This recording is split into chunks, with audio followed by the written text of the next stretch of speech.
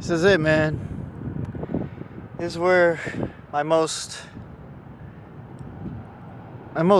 deepest memories, really, to be honest. Right here, when I first joined track freshman year, because the basketball team, they say, oh, you weren't on the basketball team in middle school. So I couldn't be on a basketball team in freshman year. Even though I was better than the varsity players. I mean, I beat one of them all the time at the fucking park near me. And because of that, I had to join track, the only sport left, right? And I remember the one time when I was brand new, I think I was like late or something for a practice. Me and two other friends, they made us do what the football players do. We had to run up that side, come all the way down this way, run this way, running the entire time. After that, I was never late for practice ever again. Unless I was in the weight room and I didn't hear the bell ring or whatever. What's this? No loitering, no food, no beverages, no smoking? This sign wasn't even here when I was here. I mean, that's the locker room. I remember one time it smelled like marijuana and then coach went crazy because somebody's smoking weed in the freaking locker room. But people smoke cigarettes around here, I think. Definitely. They got recycle bins now. That's new. But no loitering? So what's it say? Loitering? What the hell does loitering even mean? Or soliciting, whatever it's called? No loitering. Standing around, hanging out? Well,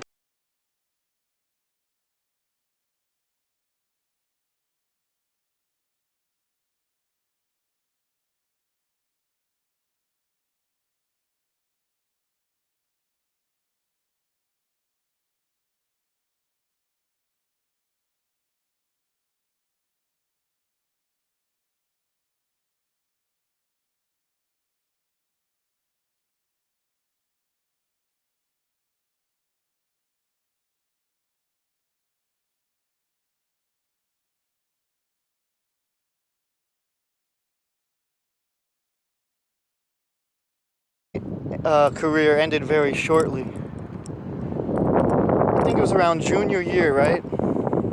We were in this track meet over here. They made us do a 3-mile run. They forgot we were in the track meet.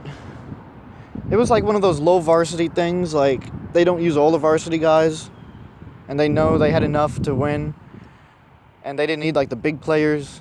They gave like the little guys a shot. I wanted to be in that track meet. Coach let me be in it because I wanted some extra medals. I love getting the medals. It's really freaking bright out here. I hope you guys could see. But I did the 3-mile warm-up. We did a 3-mile warm-up that day. And then we did long jump. First time I did long jump and twist my knee. Stupid. I didn't practice for long jump and messed up my knee, my left knee. Then we wanted to do the 200 meters. We did that, but we couldn't place because we got there too late. And then I hurt my leg in that thing too, just running more. And I was like, fuck this, I'm not leaving here without a gold medal. I want my gold medal. I need a medal. I'll even take silver or bronze. I'm not leaving without a medal.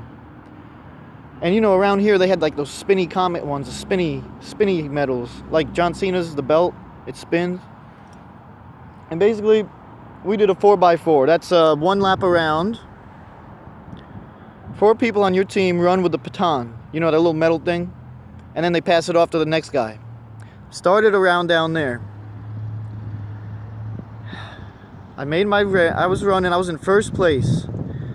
I had to run first leg because usually they would have me as anchor because I'm one of the fastest at the time. But I had to run first leg because I was so tired. My knee was hurting. I was like, let me just get this over with. I'll give you guys a head start. I'm gonna lose all my energy right now.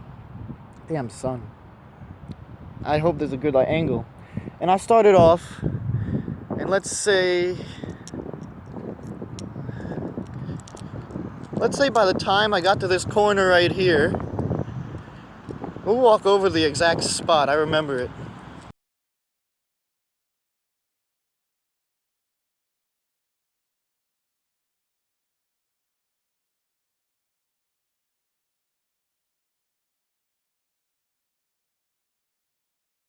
It was by the 200 meter mark.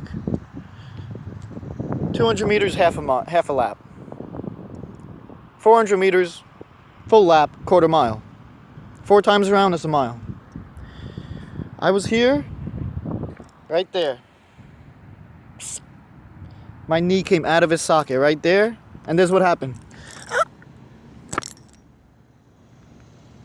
And I just got right back up, and I was limping at first, and then I just pushed all the way down there as fast as I could. I left him off in first place. That was good. Just like I promised. And then the team, well, the third leg guy, he didn't bring it up too good. Memories of now, man. But then the fourth guy did anchor. He actually saved it for us, and I got my gold medal. And I jumped off the track right after, popped my knee into a socket because the trainer or whatever was at the softball game across the street. Yeah, right over there, right, somewhere around there, in that field right there. And then she put some ice on it. I had to get crutches. I couldn't walk. And then we went to the doctor. We got an x-ray, and he said all these freaking big-ass words that were wrong with it. Then the trainer explained it to me. And this was like spring, right? This was maybe mid or towards the end of spring, my junior year. And I had to fucking put ice, physical therapy, and all that shit for like a month or two. But I still made it to the last couple track meets. I made it through. It's kind of like Stone Cold in the Attitude Era. If you don't know Stone Cold, look, get the WWE Network, get a Stone Cold DVD, because of what he went through. He wrestled 4 years straight with a broken neck, just because he wanted to be number one that badly, and now he's the best of the best. I guess that was my mentality back then. Running down here, and boy, oh boy, senior year came around. My first year doing cross country, and I was faster than the co-captain. Oh my gosh, almost as fast as the captain.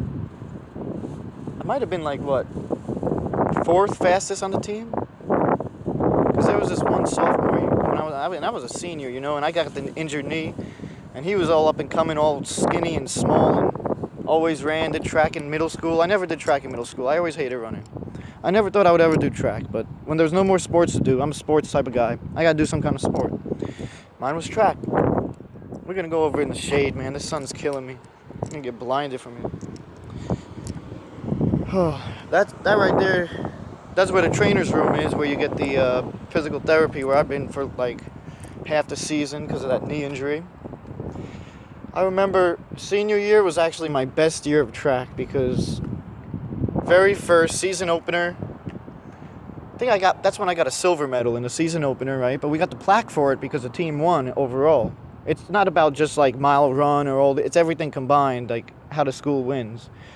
Like if they have all the points for the mile run, it's like a whole point system. I'll explain that in another video because I have to think about that. I hate math. And indoor track came around. I did some more physical therapy for my knee just to make sure it doesn't act up again, because since I didn't get the surgery. And I don't know really what happened. Indoor track was really good. I was really good in indoor track. I actually had a breakthrough in cross country and in indoor track, and the coaches even used me as an example, like, oh, you gotta have a breakthrough like he did today in practice. Thing is, when you in practice, sometimes you really gotta give it your all to know what kind of speed you get, you know, like for a mile run or half mile run. One of my fans actually, I think, goes here. He's a wrestler. I don't know his name, or I won't say it. You choose. And basically, by spring, indoor track, we got a plaque for that too. Oh my gosh, we got, I think I got like 4 bronze medals, 3 gold medals, and maybe like 2 or 3 bronze medals. So medal-wise, it's a pretty good season. Because then spring track came out, the next season. I gave it my all. Season opener, we got the plaque. I got the plaques in my room. If you want to see a tour of my room, click like or comment and say, I want to see a tour of your room. Then I'll know. Then I'll make a video. Because it's in another video right now, but I don't know what video it is. I forget. One of my earlier ones probably one of the first 20 I made. And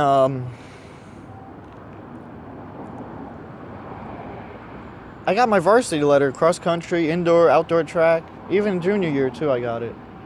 I mean, I had enough varsity letters to spell out my motherfucking name. Well, if I had them all altered to like J-O-E, because they're H for Hackensack. Blue and gold is where I really actually, I used to love red because of Maywood, but wherever I go, whatever I represent, that's pretty much what I love. And blue and gold is what I really loved, you know. College, purple, orange, and black, Burn Community, the Bulldogs. It was a cool Joker type of look. I mean, I did kind of use that jacket in my old Origin of Joker trailers, but they got taken off One True Media because One True Media got bought up by another company and they deleted all the old videos, and it's even off YouTube now, which is fucked. So fuck you, One True Media, who the fuck took you over? And yeah, we actually got the state sectional championship too.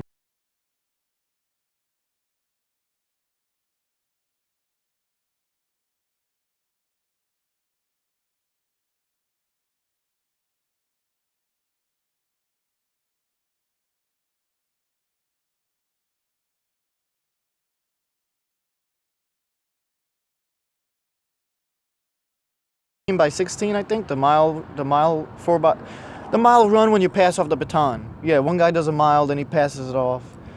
Or I was in 1 mile run by myself too. But there was a lot of those baton things too. I think I was in the 4x8, the baton with half a lap. Indoor though, it's different. They got a smaller track in indoor, so it's like half the size track as this. So you would have to do like 1 lap to do like equivalent to a half a lap here, I guess. Yeah, like each lap was like 200 meters maybe. That's half of this, I guess. And I don't know. Sometimes we finish at different. I don't know. If that math is correct. I haven't been in track for so long. But that year was so good. I remember getting my varsity letter and everything. Got pictures with the coach. They might be on my Facebook. I mean, I might be able to look them up. Find those. And that was how I pretty much injured my knee. And that's not even the end of it, because I kept strong going through. Like, I did physical therapy and all that stuff here and there. I was on crutches for a few times, junior and senior year, but I still pulled through. No matter what, I've pulled through. I fought through the pain. I fought through the pain so much that by college, I'm doing cross country. And, oh boy, I thought 10 miles a day over here was hard. They make you do like 15, 20 miles a day. And they make you like, they test you in like, they'll make you run a 2-mile run as fast as you can. Then you got to do a mile run as fast as you can. Then you got to do a half-mile run as fast as you can. And it was like that. Oh my gosh. That's where I first learned about the leapfrog technique, where you leap like a frog to get your calves strengthened or something like that. The coach was pretty cool, man. He was pretty cool, coach. He was really chilled and everything. Coach, what was his name, man? Coach Brazil. If he's still in Burn Community College, he was a good coach.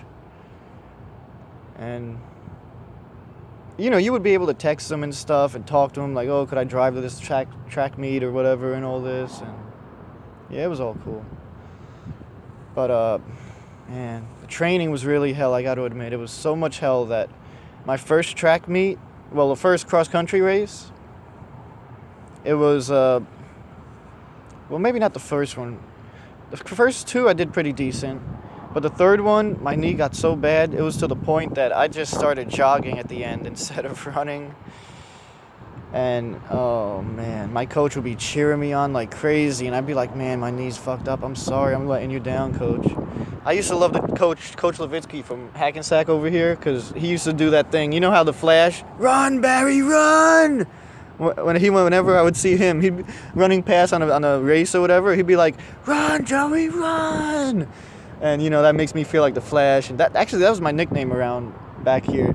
They always called me the Flash, because I was always doing track and running and all that shit. And blonde hair, blue eyes. Well, Flash has brown eyes, but I'll take it. I'll take that name.